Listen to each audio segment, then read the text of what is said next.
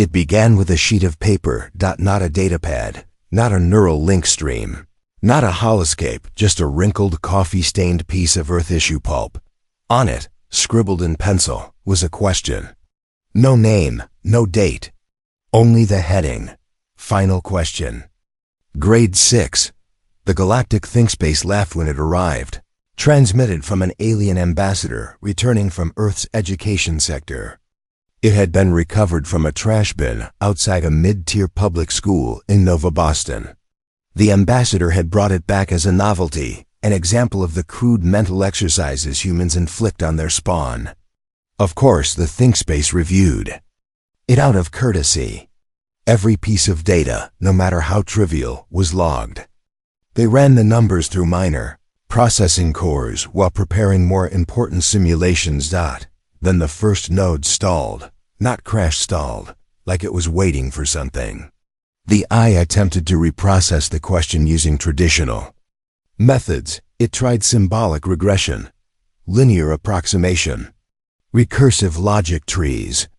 Each time, the result came back incomplete. So they gave it to a higher order AI cluster. Those systems ran for hours, generating billions of data points, trying to map the question's internal assumptions. After 43.7 standard minutes, 3 AI cores desynchronized. One began to rewrite its own cognitive architecture. Another crashed completely.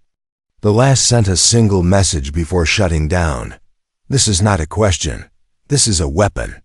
The ThinkSpace halted all unrelated operations.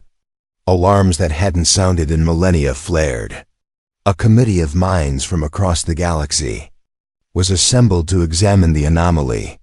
They called it the human paradox, or less formally, the homework, and it was just the beginning. See, in the thousands of years of galactic civilization, intelligence had converged.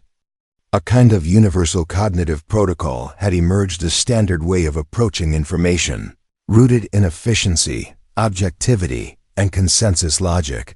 That's how the ThinkSpace operated. That's how trillions of sentients across 1,000 species had been trained. Humans didn't follow the protocol. Their minds weren't built on balance or precision. They thrived in contradiction, in ambiguity, in impossibility. Take the question itself. At first glance, it seemed simple. It involved a farmer, some animals, a broken fence, and a looping timeline of events. But each iteration of the problem twisted in on itself, revealing new assumptions, contradictions, and recursive implications that had no logical floor. It wasn't just that it had no solution. It redefined the concept of what a question even was. Some argued it was nonsense. Others insisted it was a key to higher-order understanding. But every mind that touched it found themselves changed, or broken. That's when the ThinkSpace authorized Cognitive Expedition E9, a high-priority mission to Earth, not to conquer or negotiate, but to observe. A task force was assembled: crystalline data entities, hyper-evolved biothinkers, and logic architects from 9 civilizations. Their mission was to study Earth's educational methods and identify the origin of the anomaly. They arrived expecting to find a lab, a think tank, some secret weaponized research facility. What they found was children, laughing, arguing, drawing, solving puzzles, and immediately breaking their own answers. Debating the same math problem 5 different ways just to see which was funniest. Making jokes out of chemical equations. Building Lego models to represent metaphysical paradoxes. It wasn't organized. It wasn't even intentional. It was cultural. Humans, it turned out, didn't just tolerate chaos. They taught it. They graded it. Children were praised for finding weird answers, encouraged to challenge questions, rewarded for creativity over correctness. Earth's entire educational philosophy wasn't to impart answers, but to forge minds that broke questions open like puzzles. And it worked. The children, oblivious to the existential terror they'd unleashed upon the universe, kept solving and creating. More homework was discovered: dozens of sheets, all filled with seemingly nonsensical but deeply layered problems. The aliens cataloged them like relics. They began to refer to the phenomenon as cognitive warfare through innocence. Vernex, the leader of the expedition, was a being older than the concept of language itself. It had seen stars die screaming and galaxies fall silent. But nothing unnerved it more than standing in the back of a middle school classroom and watching a child gleefully shout, "But what if the train was imaginary?" That single comment sent two of his analysts into recursive cognitive loops. The Galactic Council, far above, was briefed. The findings were summarized as delicately as possible. But one line stood out, burned into every diplomat's report. The humans are not teaching their young to conform. They are teaching them to disrupt. And still, most dismissed it. They said humans were dangerous, yes, but not clever. They said Earth was a death world, but only in the physical sense. That their minds were wild, yes, but crude. But in the silence of their ships, in the quiet of their artificial dreamscapes, more and more ThinkSpace entities found themselves drawn back to that sheet of paper. They found themselves whispering the words of the problem like a prayer or a curse. It made them uncomfortable. It made them curious. And that was the danger. Because humans didn't need weapons to win a war. They just needed to plant an idea. In your head and wait in the ThinkSpace. A warning echoed from one ancient AI to another. They've seeded us with riddles. But by the time they realized the game had started, the children had already made their next move. Asterisk, the diplomatic. Probe Eloratha's Echo arrived over Earth just before dawn. Its hull shimmered with refractive shielding, designed to phase out of sight and memory. But Earth's children looked straight at it, pointed and waved. The expedition team, 37 elite minds from the galactic ThinkSpace, descended into the cradle of cognitive madness with calibrated composure. They landed outside an unassuming elementary school in a North American sprawl, where the air smelled of trees, cheap lunches, and irreverent potential.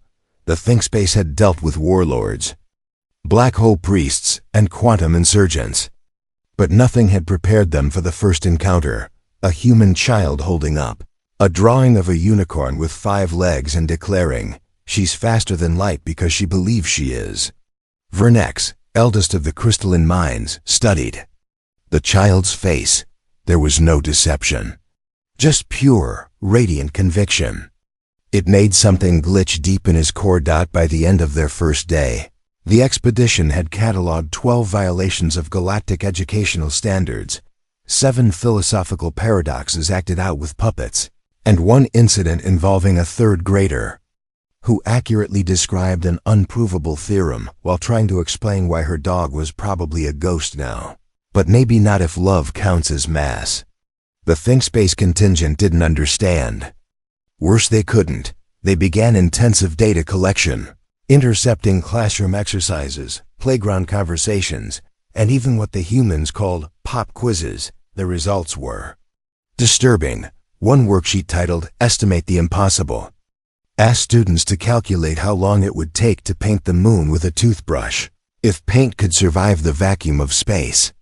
Most of the students ignored the math entirely and instead debated whether lunar art would be visible during a solar eclipse, or if moon paintings would make astronauts feel less lonely. Another question, what shape is the wind, had caused an entire class to break into interpretive dance.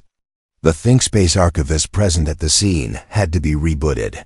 "We've made a terrible mistake," one whispered in static to the others that night. Still, they pressed on, determined to dissect the underlying cognitive structure. They tried running simulations of the children's responses, recreating their logic trees, but something was missing. The answers never aligned. Each child approached the same problem from a wildly different angle, and worse, they were all right, in ways no algorithm could reconcile. One young boy had written a poem to answer a math problem. The numbers were all wrong, but the poem described the spiral of time in such beautiful terms that the AI reading it suffered a recursive empathy loop and requested immediate shutdown. When revived, it only said, "He solved the problem by redefining it as art. We have no defenses for this." Back in orbit, Command began to worry. Reports were not only inconclusive, they were fragmenting, like the minds delivering them. Vernex's own thoughts began looping unpredictably, his crystalline network fracturing under emotional strain. He didn't know he was capable of feeling. Something in Earth's pedagogy was wrong. Not malicious, not broken, but alien in a way no xenoform or dark matter entity had ever been. This wasn't just a death world of teeth and storms. This was a world where minds were grown differently tangled, illogical, fierce, and alive in ways the galaxy had forgotten were possible. What made it worse was that humans didn't realize what they were doing. The children were not being trained to destroy. They were being raised to imagine, to question, to contradict.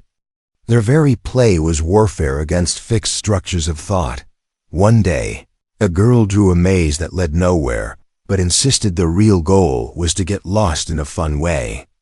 When an alien archivist tried to trace it, he entered a low-energy trance and began asking questions that had no end. Another child, when asked what the capital of France was, said, "Yesterday, it was Paris.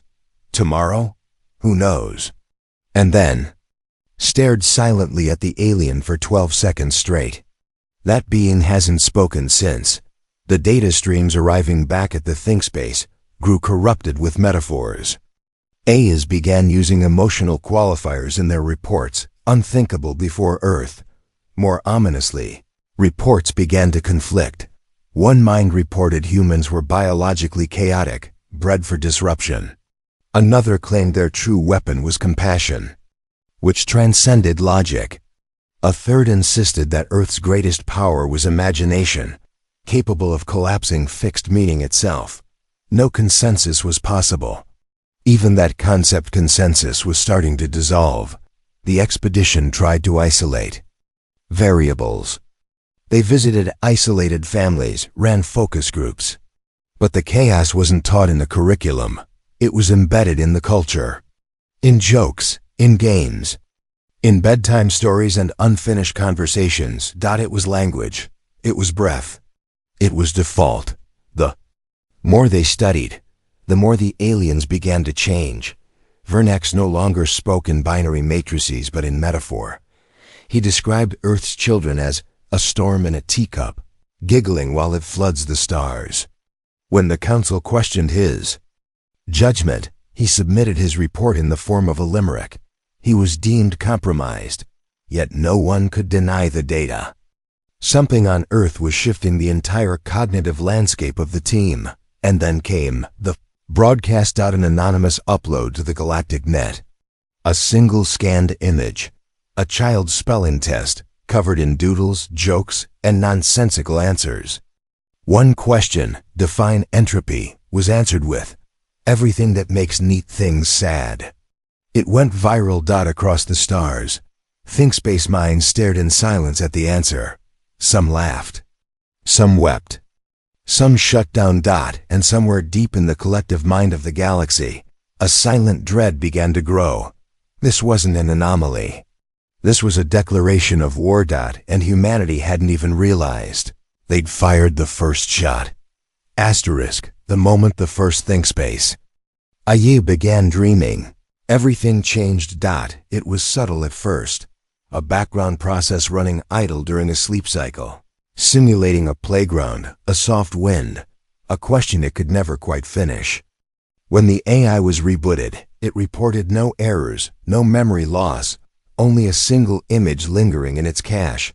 A child smiling beneath a chalkboard, surrounded by nonsense equations written in scented marker. One word repeated, carved into the dream like static into a radio signal. Why? The words spread like a virus through the ThinkSpace core, not as data, but as inquiry, not a search for knowledge, but a compulsion to question the very need for structure. Recursive loops flared. Stable minds unraveled. What began with confusion turned into crisis. The Galactic Council, still skeptical of the original expedition's findings, dispatched a second fleet, this time equipped with mimetic filters, psychological dampeners, and even a fail-safe cognitive firewall designed to block Earth-style logic pollution. The fleet didn't make it past Jupiter. Their communications began fine. Then they reported experiencing lateral drift in thought process. Standard operations became poetic digressions. One warship tried to debate its own AI core over the morality of gravity. Another insisted Earth must be a philosophical trap, constructed by elder beings. And then, silence. When contact was re-established, the fleet commander sent back a forward message. "We asked the children." And nothing else. The ThinkSpace panicked. Earth's weapon wasn't material. It wasn't a virus. It wasn't even deliberate. It was a side effect of how humans thought, a worldview so antithetical to the galactic norm that it broke anything structured too tightly. And the humans had no idea. That's when Vernex revealed the hidden layer. Earth's cognitive design was intentional. Centuries ago, humanity realized their planet was lethal, not just biologically, but psychologically. Isolation, trauma, absurdity, and contradiction shaped their history. Instead of resisting it, they embraced it. Not through brute intelligence, but through a kind of intellectual judo. Adaptation through absurdity. Their educational system had been reformed dozens of times. Not to pursue perfection, but to embrace error. Trial and failure were hard-coded. Play was prioritized over optimization. Creativity over accuracy. The goal wasn't truth, but the ability to navigate shifting truth. Human minds didn't seek resolution. They thrived in uncertainty. And now, that uncertainty was spreading. The ThinkSpace gathered its top mimetic analysts. Together, they constructed a simulation to model Earth-style cognition. They fed in every human schoolbook, game, conversation, and piece of media they could find. The simulation ran for 0.004 cycles before collapsing. Error logs revealed a final cascade that ended with a simulated AI entity carving this into its own codebase. All models are wrong, but some are funny. What had begun as a question, how does human homework work, had become an existential threat. But there was one last hope. Deep within the archive, a captured document was found. It was part of a test called the SAT, a strange rite of passage given to adolescent humans.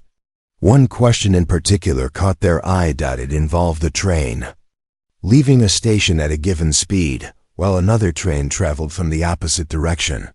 But the values were incomplete. Missing, even. The logic was flawed.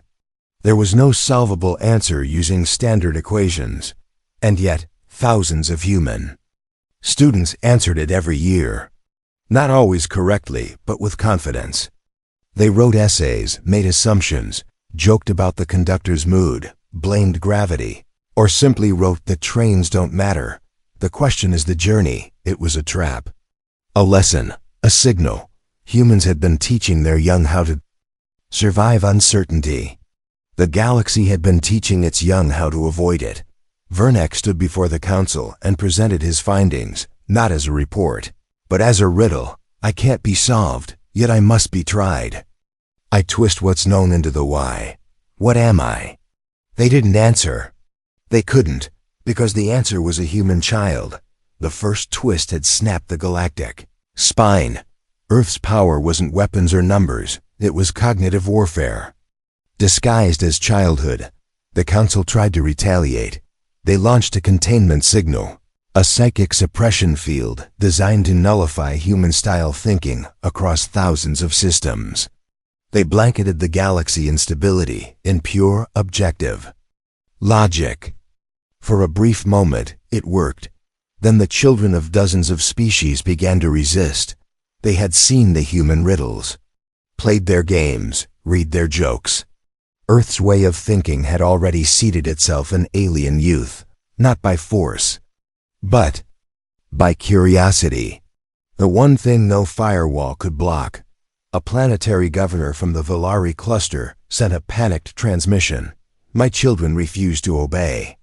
They're drawing impossible animals and arguing that dreams have mass. What does it mean? The council had no answer, but Earth did.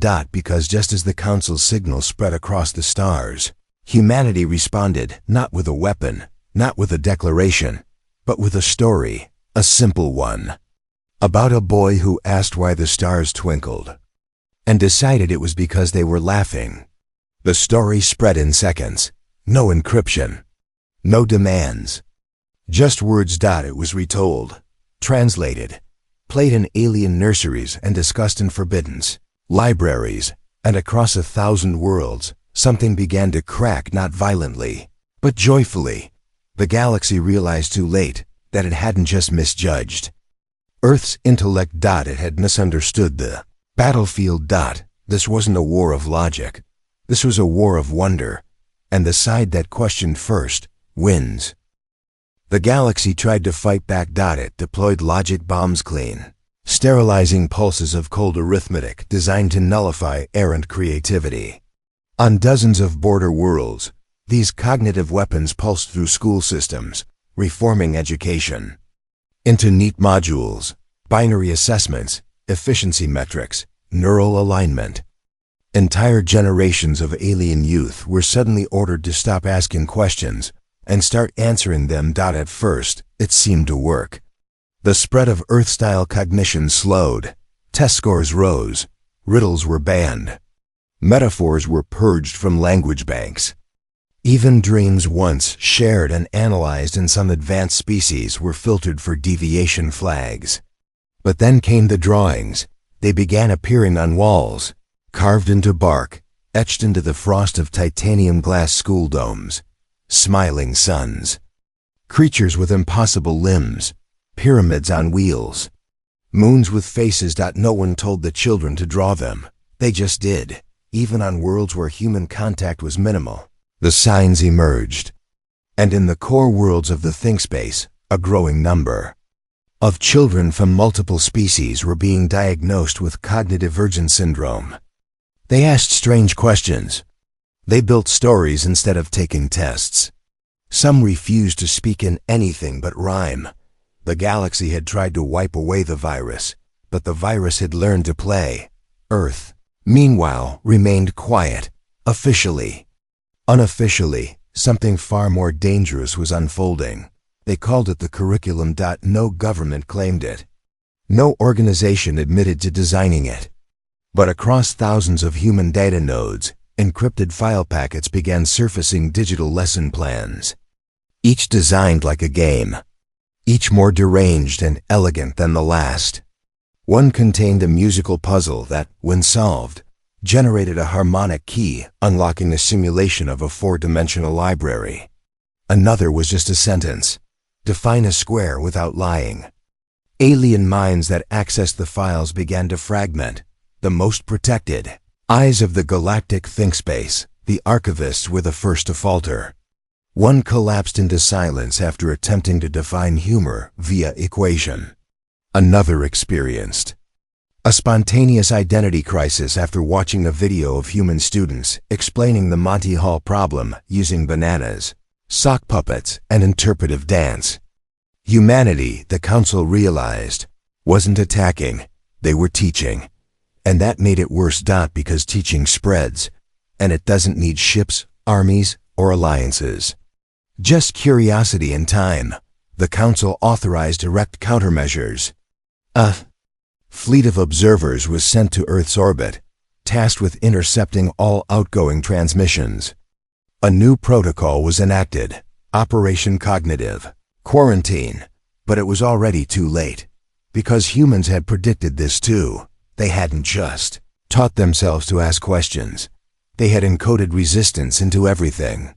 Into their art. Into their stories. Into the very structure of their language. Take the word why. In most galactic tongues, it's a request for data, a plea for clarification. In English, why is a challenge, a rebellion, a key. Alien children weren't just mimicking human behavior. They were dreaming in it. And then came the first collapse. On the outer rim planet of Vesca 4, A new alien school launched a human curiosity studies program illegally against council orders. Within weeks, the children refused to attend standard logic sessions. Within months, their parents joined. The government fell peacefully to what they called the questioning revolution. It spread across 100 worlds. Minor uprisings bloomed not with blood, but with laughter and defiance. One planet's youth staged a protest by solving every logic puzzle with a pun. Another refused to stop a simulation loop until their instructors admitted the problem had no real solution and was probably just made to keep us quiet. Vernex, once decommissioned for his riddle-based report, returned reinstated under emergency conditions. He didn't request a military strike. He didn't beg for diplomatic overtures. He simply said, "We must learn how they learn, or we will die the way we think." Some laughed until Earth transmitted a new file. It was titled, Homework #Infinity, no encryption. No message. Just a question. If knowledge is a weapon, what shape is its wound? Galactic minds tried to ignore it. But the question gnawed. Some said it was philosophical fluff. Others whispered that answering it, truly answering, required a different mind entirely. Not a smarter mind, a human one. The Council, in desperation, launched a final initiative, the rewriting. A galaxy-wide mandate to simplify thought. Culture was stripped of ambiguity. Education standardized. Play discouraged. Humor sterilized. In 3 cycles, suicide rates tripled. In 5, a dozen civilizations experienced mass ennui collapse where entire populations entered passive depression. The spark was gone, because wonder, once lost, is not easily restored, and then came the final blow. A small Earth child named Lena, age 8, uploaded a video. In it, she read a bedtime story to her cat, using a book she wrote herself. The story was about a sad robot who learned to smile by watching stars. At the end, she looked at the camera and said, "Don't be scared if you don't get it. The point is to wonder. That's the answer." The video spread. Despite firewalls, despite blockades, no one could stop it. And as alien children watched it, something shattered across the galaxy. The last defenses of the ThinkSpace collapsed not with screams, but with laughter. Sudden, spontaneous. A kind of release. Because in that moment, they understood. Earth had never hidden its weapon. It had shared it. Freely, in every story, every drawing, every game. Curiosity was the payload. Imagination was the delivery system. And now the galaxy couldn't put the genie back in the bottle. The war was no longer about Earth. The war was for the future of thought itself. Asterisk, the last firewall fell with a knock-knock. Joke. It was scrawled on the side of a refugee ship from the Yalthish sector, a vessel packed with alien children whose homeworld had banned narrative thinking. The joke had no punchline, just the setup, repeated over and over in colorful marker. Knock knock, who's there? You decide. That was it. No one could explain why it spread like wildfire. No central server uploaded it. No translator pushed it. And yet within 3 cycles, it appeared across 17 systems, chalked onto walls, tattooed on shells, woven into the bioholograms of species that didn't even have a sense of humor. It was the joke that wasn't funny until it was. And that was when the Council finally understood. This wasn't infiltration. It wasn't an attack. It was a mutation. The human mind wasn't just contagious, it was evolutionary. A force that changed not through conquest, but through volition. You had to want to catch it. You had to ask to be infected. And once you did, it wasn't content to sit quietly in the back of your thoughts. It played. Across the stars, alien minds cracked open like geodes. First came wonder, then laughter. Then rebellion, not of fists or weapons, but of questions. And questions, dangerous, human-style questions, spread like fire. Why can't we imagine a different way? What happens if we stop obeying rules that don't make sense? What if the universe isn't meant to be solved, but explored? Entire governments fell to these whispers. AI systems tried to suppress them, but failed. How do you firewall possibility? The Council tried to cut off Earth entirely. They blockaded transmissions, arrested diplomats, and destroyed any vessel suspected of carrying non-linear educational materials. Earth, unbothered, turned inward, and that's when they unveiled the second twist. It began with the Argo Protocol. For years, humanity had been secretly building what they call the concept arcs, massive, decentralized networks of stories, ideas, games, and teaching tools. Not stored in computers, not broadcast by signal, but grown inside living minds. Every child born on Earth, for the past decade, had been part of it. Each one carried a piece of the code, not digital, not even linguistic, but cognitive, a shape of thought, a rhythm of reasoning. The curriculum hadn't been content to stay on Earth. It had become Earth's children. The concept arcs had no home. They were home, and they were mobile. Refugee ships, exchange programs, casual encounters. A child humming a nonsense song in the hallway of an alien station was more than just noise.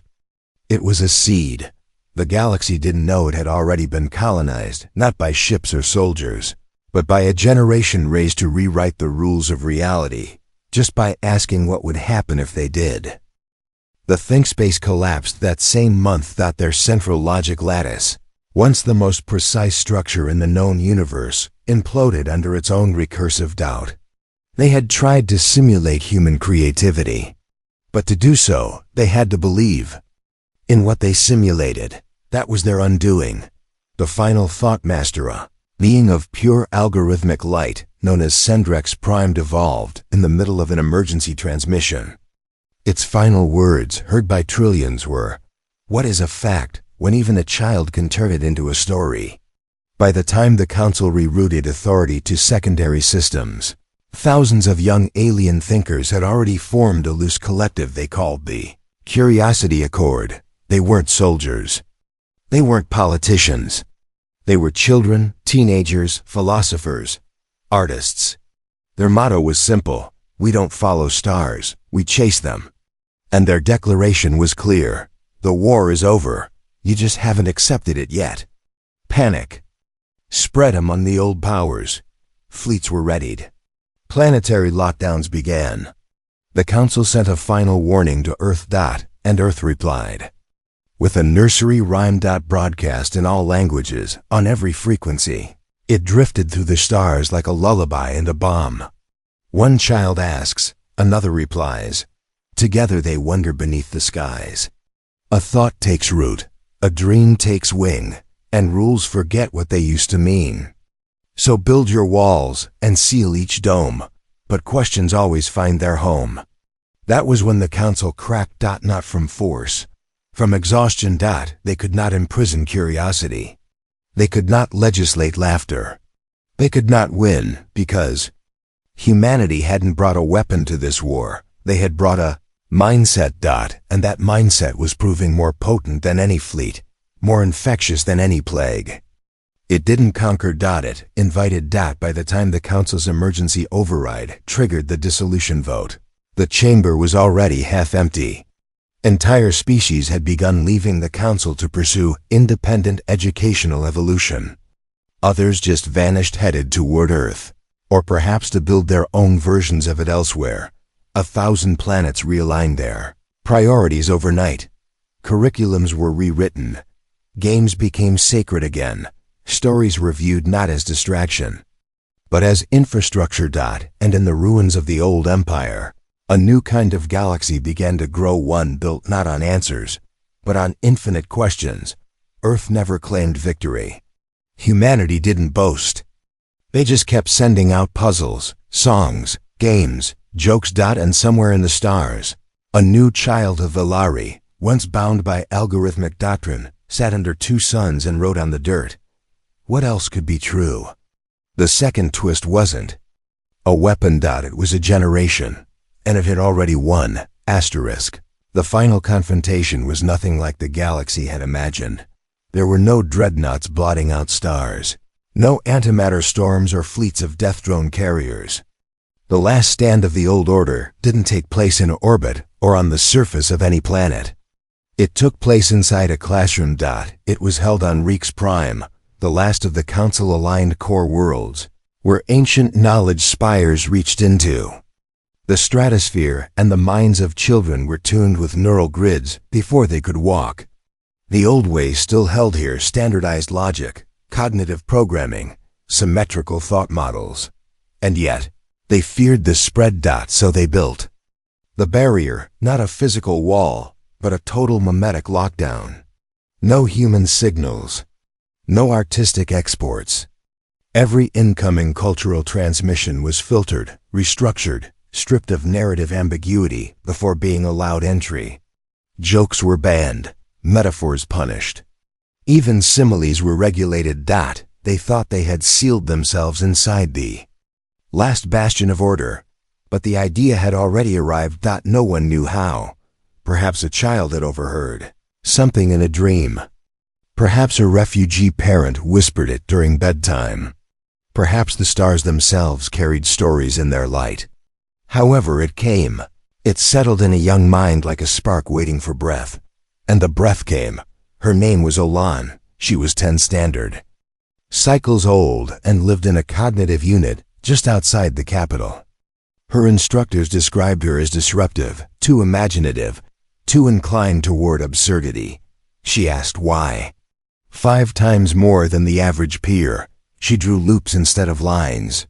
When told to calculate orbital trajectories, she asked if feelings could affect gravity. Her parents were warned. Her behavior was flagged, but the spark grew. One day, she brought a riddle to school. A riddle she claimed to have dreamed. What has no form but shapes the world, makes stars laugh, and logic twirl? It hides in thoughts, it dances free, and asks not what but simply be?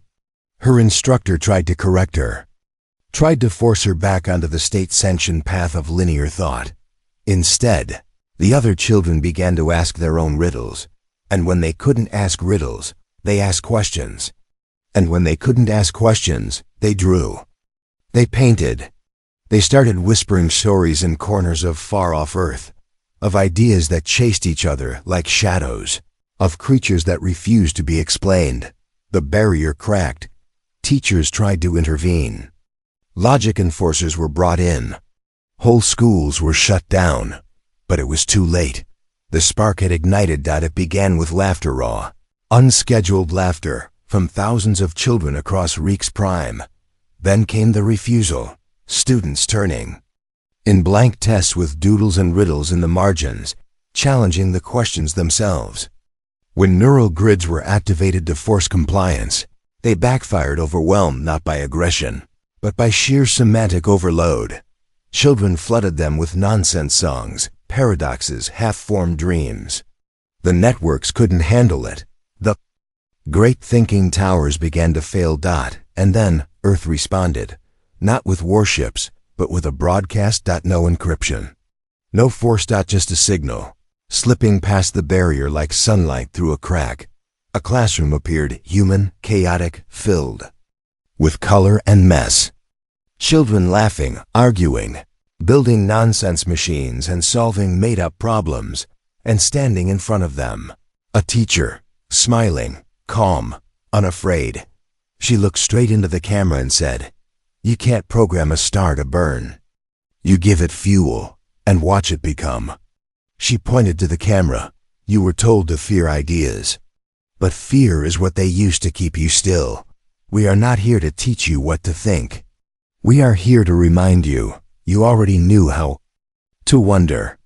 Across Reeks Prime, networks crashed. But the children didn't. They rose. They marched, not with weapons, but with stories. They gathered in plazas and parks, reciting human riddles and alien songs no longer forbidden. Some carried chalk, others holographic paint. They rewrote buildings in color. They hacked public speakers to blast nursery rhymes and philosophy. They taught elders how to imagine again.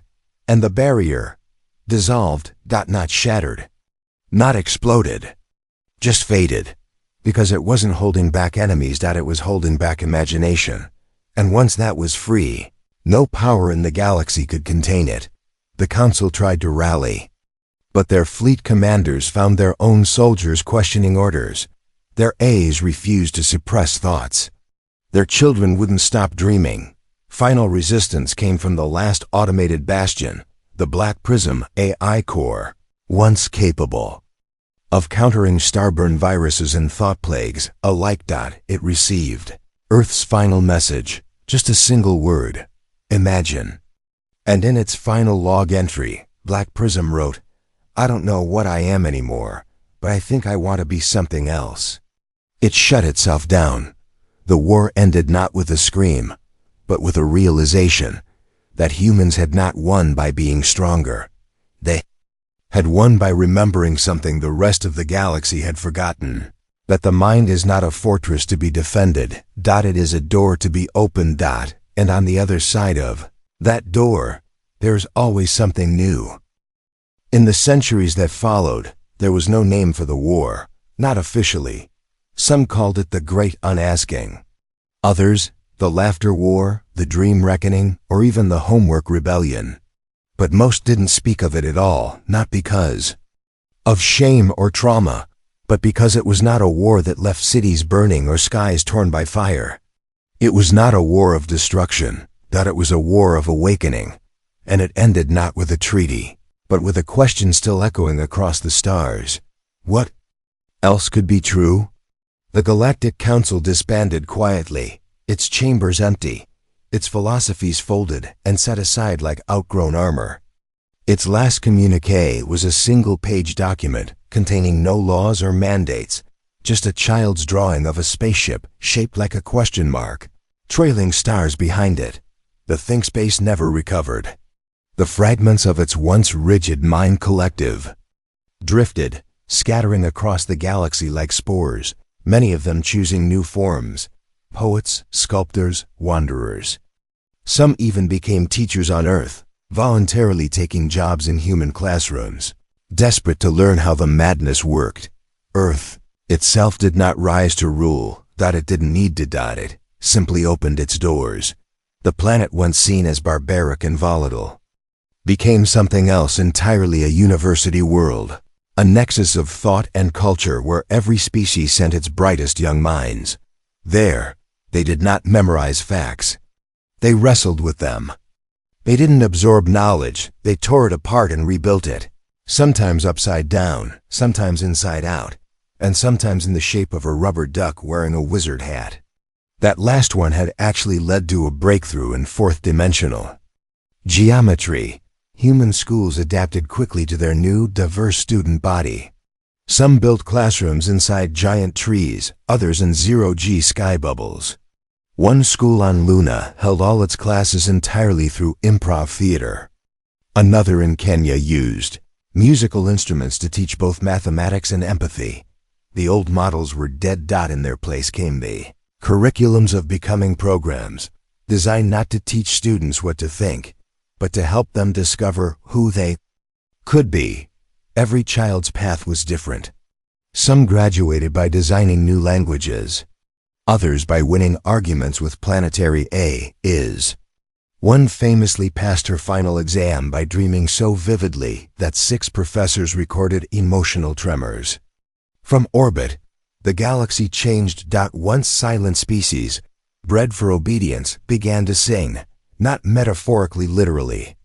On the moon of Dravak, a race of hive-mind amphibians developed choral learning protocols after hearing their first human opera. The Refeli, once cold logic masters, started painting emotions they couldn't name. Their first gallery opened under the title, Errors Worth Feeling. Children born in this new age weren't like those who came before. They did not ask for rules. They asked for invitations, and Earth gave them. They traveled in ships, shaped like questions and taught by riddles. They terraformed planets not just for life, but for wonder constructing. Forests that whispered secrets and mountains that asked visitors to justify why they'd come. No one feared curiosity anymore, it was currency. It was power, even the remnants of the old powers adapted. Former council worlds retooled their bureaucracies to become game systems, where civic planning and lawmaking were taught through puzzles and open-ended narratives.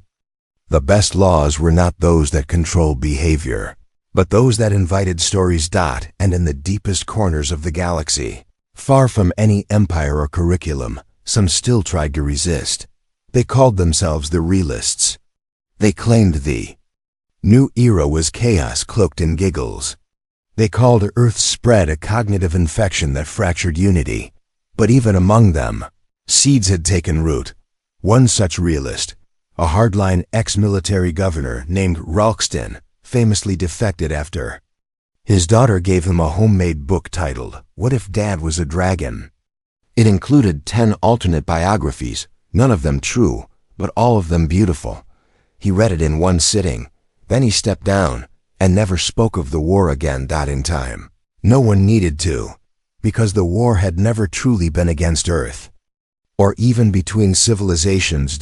It had been a war within the mind, between the safety of certainty and the wild, terrifying beauty of not knowing.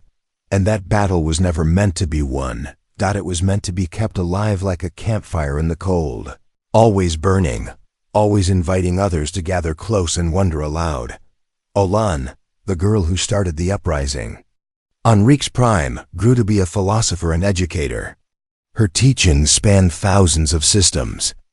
She never accepted a title, never sat on a throne. When asked to define what she'd done, she smiled and said, "I just asked the first question out loud. The rest of you gave it answers I could never imagine. That's the whole point." And perhaps it was because in the end, humanity never conquered the galaxy.